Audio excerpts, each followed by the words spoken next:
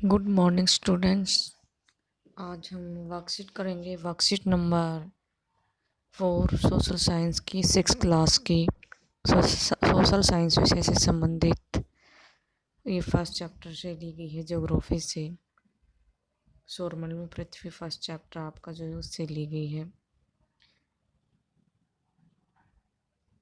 Worksheet का नाम है क्षुद्र ग्रह, आकाशगंगा और ब्रह्मांड। यानी आकाशगंगा को हम गैलेक्सी भी बोल सकते हैं। तो पहले तो हम बात करेंगे क्षुद्र ग्रह के बारे में। क्षुद्र ग्रह क्या होते हैं? क्षुद्र ग्रह वे जो मंगल और बृहस्पति ग्रह की कक्षाओं के बीच में छोटे छोटे जो पत्थर के टुकड़े पाए जाते हैं, उन्हें क्षुद्र ग्रह कहा जाता है। आकाशगंगा जो है, हम आकाशगंगा का एक हिस्सा है और हमारा जो सौरमंडल है वो आकाशगंगा के अंदर ही है। और फिर बात करते हैं हम ब्रह्मांड की। ब्रह्मांड जो है वो होता है, सबसे बड़ी इकाई होती है, वो ब्रह्मांड कहलाती है। ब्रह्मांड के अंदर आकाश गंगा होती है। आकाश गंगा में फिर सौरमंडल, और सौरमंडल में अनेक ग्रह और उल्का पिंड होते हैं। यहाँ पर देखो, यहाँ पर दे रखा है। पिछली वर्कशीट में आपने सौरमंडल के बारे में समझा था। सौरमंडल क्या होता है? छोटे छोटे खगोलीय पिंड या चमकते हुए तारे और ग्रह उपग्रह किसका हिस्सा होते हैं? सौरमंडल का हिस्सा होते हैं। जिस धरती पर हम रहते हैं वह भी क्या है? सौरमंडल का हिस्सा है। हमारी पृथ्वी जो है वो भी क्या है? एक सौरमंडल का हिस्सा है। और सौरमंडल ब्रह्मांड का एक हिस्सा है। आइए समझते हैं कि ब्रह्मांड क्या है। दिन में हम सूरज को चमकते हुए देखते हैं और रात में आकाश में हम हजारों टिमटिमाती वस्तुओं को चमकते हुए देखते हैं। सूर्य, तो दिन में हमें सूर्य दिखाई देता है चमकता हुआ, और रात को अनेकों तारे जो हैं हमें आसमान में नजर आते हैं। सूर्य और इन सभी टिमटिमाती हुई वस्तुओं को क्या कहते हैं? खगोलीय पिंड कहते हैं। यूनिवर्स सबसे बड़ी इकाई है। यूनिवर्स यानी ब्रह्मांड वो सबसे बड़ी इकाई है जिसमें हम रहते हैं।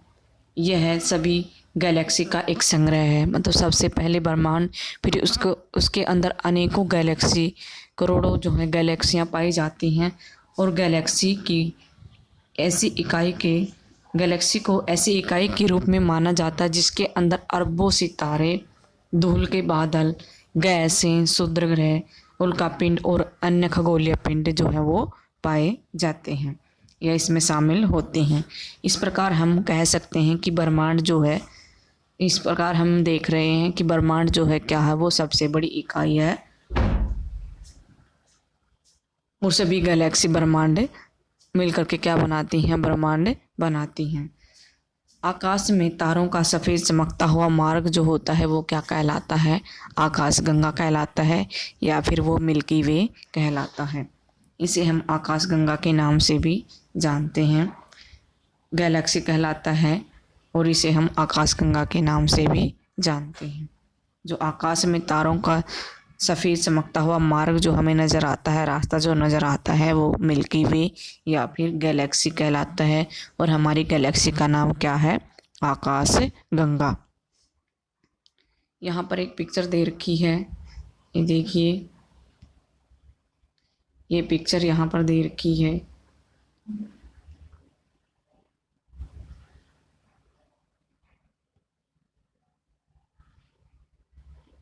ये जो पिक्चर यहाँ पर दे रखी है, इसमें एक छोटी लड़की दे रखी है जैसे कि आप हो सकते हो। फिर आप कहाँ पर रह रहे हो? पृथ्वी के अंदर रह रहे हो, अर्थ के अंदर रह रहे हो। फिर अर्थ कहाँ पर है? सौरमंडल, सोलर सिस्टम के अंदर है। और फिर जो सोलर सिस्टम है वो किसके अंदर है? वो है मिल्की वे के अंदर। सोलर सिस्टम किसके अंदर है? मिल्की वे के अंदर है। और मिल्की वे किसके अंदर है? मिल्की वे अंदर है यूनिवर्स के अंदर है। मिल्की वे ये किसके अंदर है?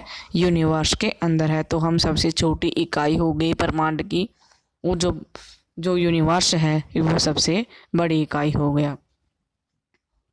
अब इस तस्वीर को हमने समझ लिया है। यहाँ पर क्या दे रखे हैं? ये जो है ग्रह दे रखे हैं। यहाँ पर ग्रह की पिक्चर जो है वो दिखा रखी है। ये पिक्चर जो है ग्रह की दिखा रखी है।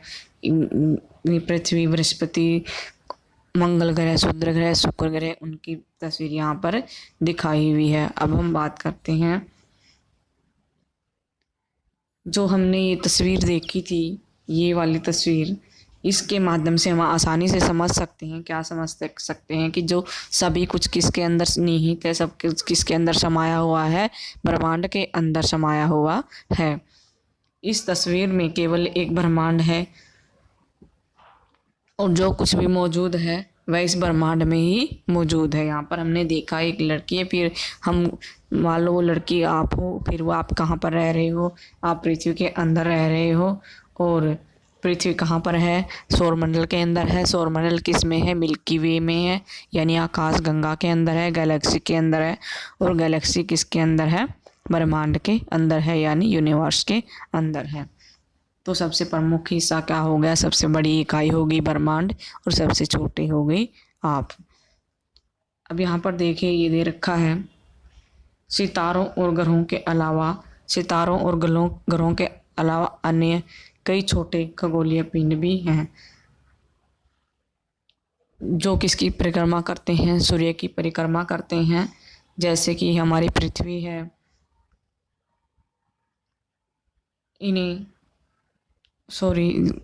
ये सूर्य की परिक्रमा करते हैं। जैसे कि मंगल ग्रह और बृहस्पति के बीच में पाया जाते हैं, इन्हें क्षुद्र ग्रह कहा जाता है।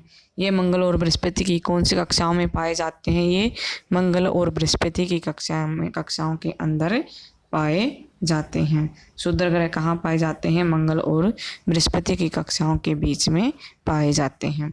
मान लीजिए ये हमारा ग्रह, ये हो गया हमारा मंगल ग्रह, ये मंगल ग्रह, और ये दूसरा कौन सा हो गया? हमारा बृहस्पति ग्रह हो गया।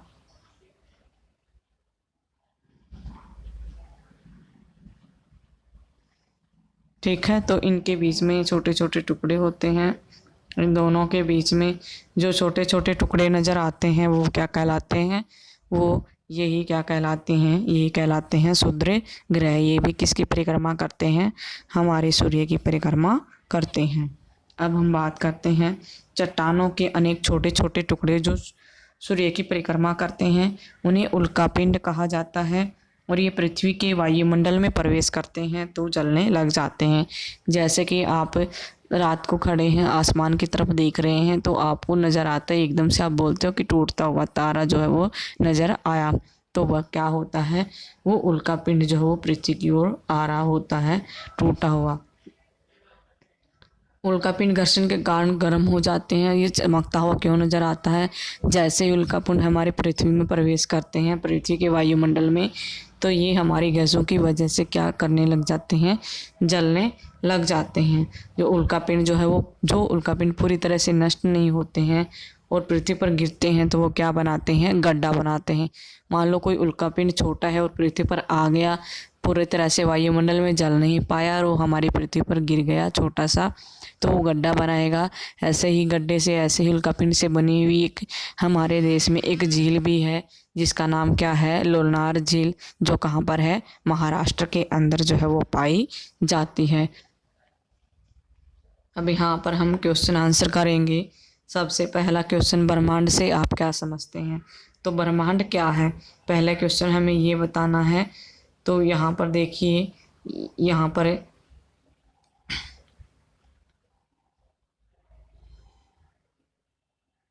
ब्रह्मांड के अंदर क्या पाए जाते हैं? अनेकों सितारे पाए जाते हैं। अनेकों सितारे, धूल के बादल, उल्कापिंड, खगोलीय पिंड, ये सब। और इस प्रकार हम कह सकते हैं कि एकमात्र बड़ी इकाई क्या है? हमारी ब्रह्मांड है। यानी ब्रह्मांड के अंदर, ब्रह्मांड क्या है? ब्रह्मांड के अंदर अनेकों गैलेक्सी, अनेकों सौरमंडल, अनेकों ग्रह, अनेकों उल्कापिंड जो है वो सब मिल करके किसका निर्माण करते हैं? ब्रह्मांड का निर्माण करते हैं। क्वेश्चन नंबर 2 यहाँ पर दिया हुआ है। क्वेश्चन नंबर 2 क्या है? गैलेक्सी क्या है? तो गैलेक्सी के अंदर आप ये आंसर लिख सकते हो। गैलेक्सी क्या है?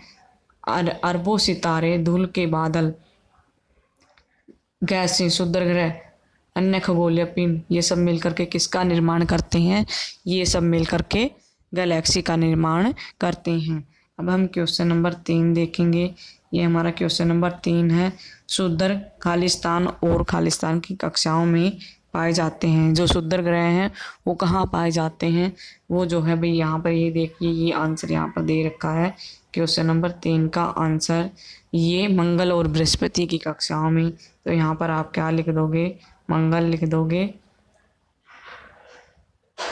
और यहाँ पर क्या लिख दोगे? बृहस्पति लिख दोगे। तो ये मंगल और बृहस्पति की कक्षाओं के अंदर जो है वो पाए जाते हैं। क्या? क्षुद्र ग्रह। अब क्वेश्चन नंबर 4 की हम बात करते हैं। कल्पना कीजिए अगर कोई उल्कापिंड पृथ्वी से टकरा जाए तो क्या होगा? मान लीजिए कोई उल्कापिंड पृथ्वी से टकराता है। अभी मैंने आपको बताया था कि जो हमारी लोनार झील है महाराष्ट्र में है, वो हमारे पृथ्वी पर जो उल्का पिंड गिरा था उसी से बनी हुई जो है वो झील है। तो मान लीजिए कोई उल्कापिंड अगर आकार में छोटी है और पृथ्वी पर गिर जाती है तो वो क्या बनाती है? गड्ढा बनाती है। ये देखिए यहाँ पर दे भी रखा है। अगर आकार में वो छोटी है, पृथ्वी पर गिरती है उल्कापिंड, तो वो क्या बना देती है? गड्ढा बना देती है। और उसी गड्ढे से बनी है हमारे महाराष्ट्र में लोनार झील। और मान लीजिए अगर कोई बड़ा उल्कापिंड अगर बहुत ज़्यादा बड़ा है, अगर वो पृथ्वी पर टकराएगा तो उससे क्या होगा? हमारी पृथ्वी को जो है बहुत ज़्यादा नुकसान होगा। तो ये थी बेटा बच्चों आज की आपकी वर्कशीट 6 क्लास की। धन्यवाद।